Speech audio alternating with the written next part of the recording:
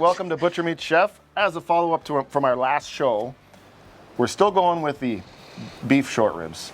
Now, we smoked them last episode. This episode, I asked Wil Storrey from Ridiculously Delicious Cuisine to come on the show, show us how to braise those. All right, everybody. As you said, my name is Wil Storrey with Ridiculously Delicious Cuisine. Today, we're going to use these beautiful short ribs.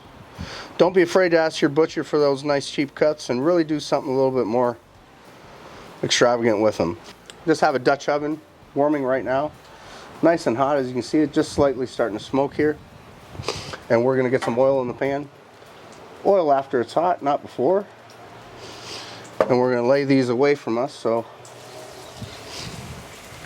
Nice sizzle already. if you don't hear that, the pan's not hot yet. We're really not getting it ready to get in there. A little salt and pepper. A little salt and pepper on the backside right now.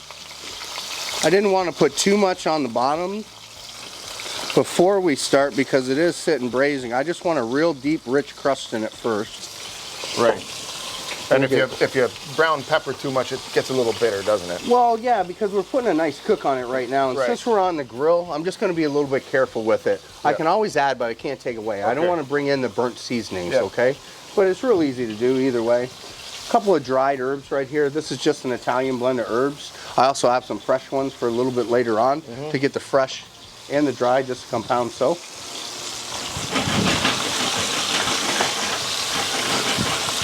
Now, they'll stick at the beginning, just let them release, right? Yeah, if they're stuck, they're not ready yet. Let them hang out for a little bit. When they start to release or when they want to move, that's when it's time, that's when it's key for you to pay attention to them. Right.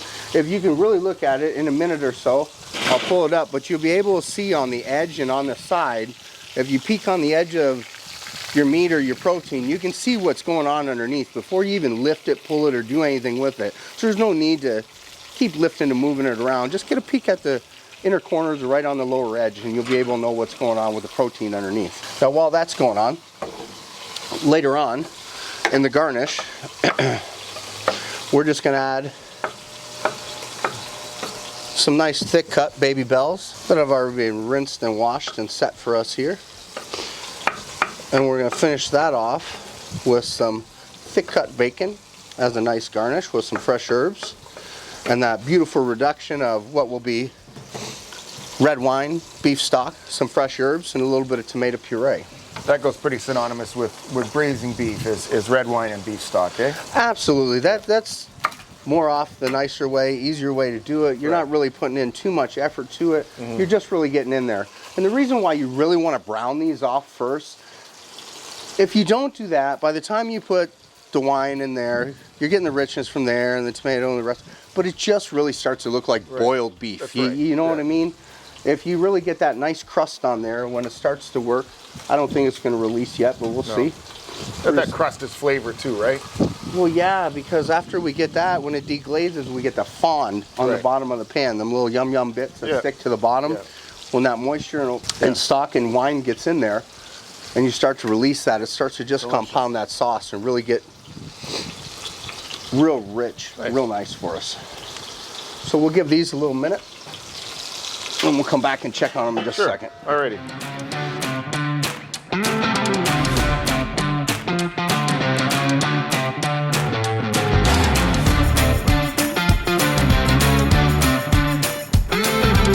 All right, we're gonna go ahead and get on here in the grill. Let's take a look at these. All right. In that time, I've rolled them. We got a little color on all three sides and not paying too much attention to the bone part. All we're gonna do is just take the head off the garlic, real simple. And we're gonna get it in a bare area of the pan. Make sure you get good contact because once we get this roasting, this is what's really gonna add some depth and flavor. Nice. Got some tomato puree here, or tomato paste.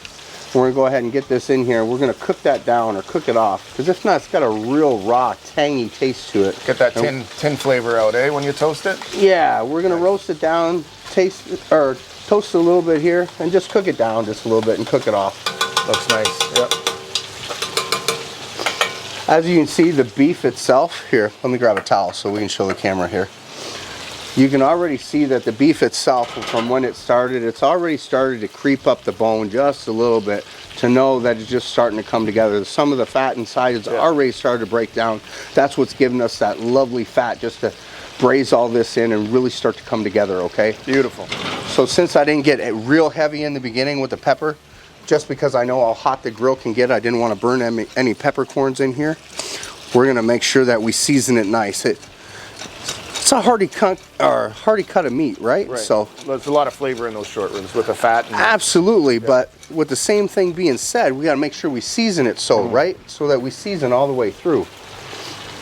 All right, so now that we got that tomato paste cooked down some here, starting to slightly brown and build a little bit of flavor on the bottom of the pan with that fond. Now is about time to add some wine. This is one of the wines that I bottled from one of our local vintners. A little swirl, we'll get it on in here. We're going to get this running in the pan. Now while this is in here, we're going to let it reduce down by half, and we're going to come back and take a peek at it. And when it reduces down by half and gets that complexity, that's where we're going to add the beef broth, bring it to a boil, and then we're going to really finish off this braise, all right? Perfect.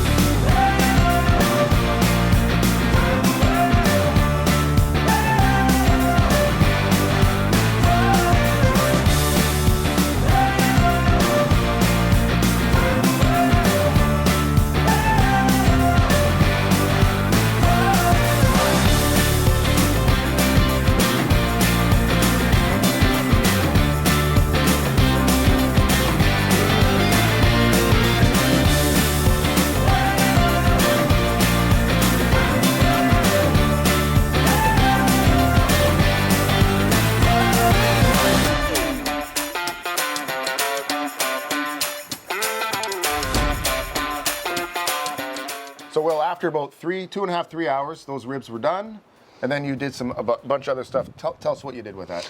Okay, before we got into the 2-hour mark or anything like that, we reduced the wine down just to our finger width or so, you know, down by half. We added some beef stock, you know, about basically up to the knuckle or so, or like 1 inch just above where the meat is inside there. Below we want to boil, one inch just below the base of the meat. We don't want to fill it all up. We're not making soup. We're braising this just so it has a nice temperature going on. But the 2-hour mark, we checked it and we knew they were close. It was about 2.5 hours and we were coming to it. At that time, I started the garnish. I took some nice thick cut bacon, cut it in large chunks. I rendered the bacon down to where the fat was translucent. That's when I added the mushrooms so that they can really get in there and take on that fat and that flavor from the bacon. I mixed it in there with a little bit. At the time, I already had a nice little bit of pan sauce coming on from there, so I added a little bit just at the end just to bring it all together. Beautiful. At that same time, while that was going on, I was cooking a thick cut tagliatelle noodle that we rolled in with that, a little bit of the garnish, and I made a stroganoff base on RDC. If you don't have one, Ridiculously Delicious Cuisine, I'll put up a recipe for that for your own stroganoff sauce at home. But basically what I've done is rendered it down, stole some of the garnish. I'm going to plate it 2 different ways. Let's start right here with the pasta, okay? Perfect. So I got the pasta, the mushroom, and that bacon garnish, right? Those look nice. These are the ribs after they've come on out and rendered down. Nice giant meat handles.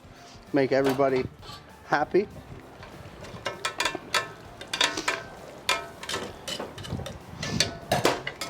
So you're gonna plate this 2 ways, right? One with, and then one with a la carte, so where you can serve it with whatever you'd like. With whatever noodles that you'd like. Just need a towel if you would, sir, in a moment.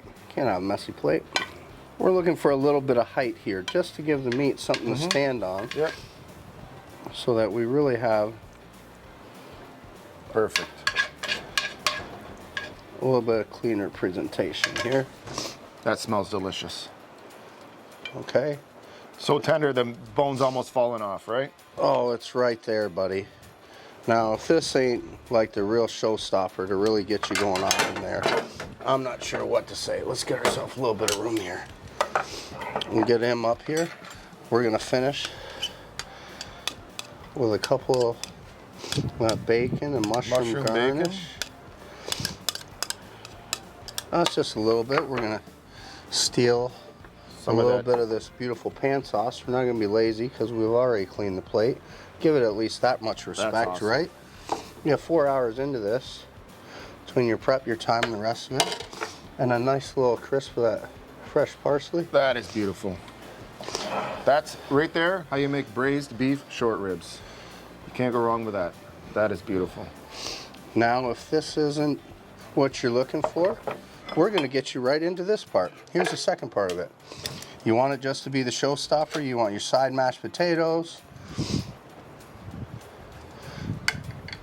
Maybe a cauliflower puree or any which way that you're going. We're going the same way with nice chunky garnish running on through here so that we get the nice contrast in textures. We're gonna run back into this lovely pan sauce. Beautiful. Not gonna be clumsy with it, like I said. And this is a rustic dish, right? So that's the beauty of it, is that it's rustic like this. Not too much, not too heavy-handed, but you want that nice crispness of the fresh herb. That's nice. A little bit of pop, some last color, maybe a couple of chives, just to give it a little bit of love on each end. Right there is how you plate like a chef. That's beautiful.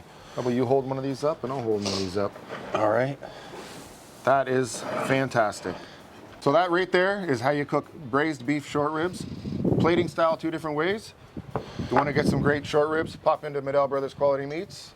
If you're looking for the stroganoff recipe or a couple others, go ahead and add yourself to ridiculously delicious cuisine. Perfect. Many chefs, many details, a lot of recipes, a lot of inspiration. Awesome. Hope you guys enjoyed this today. We'll see you next time. Thanks.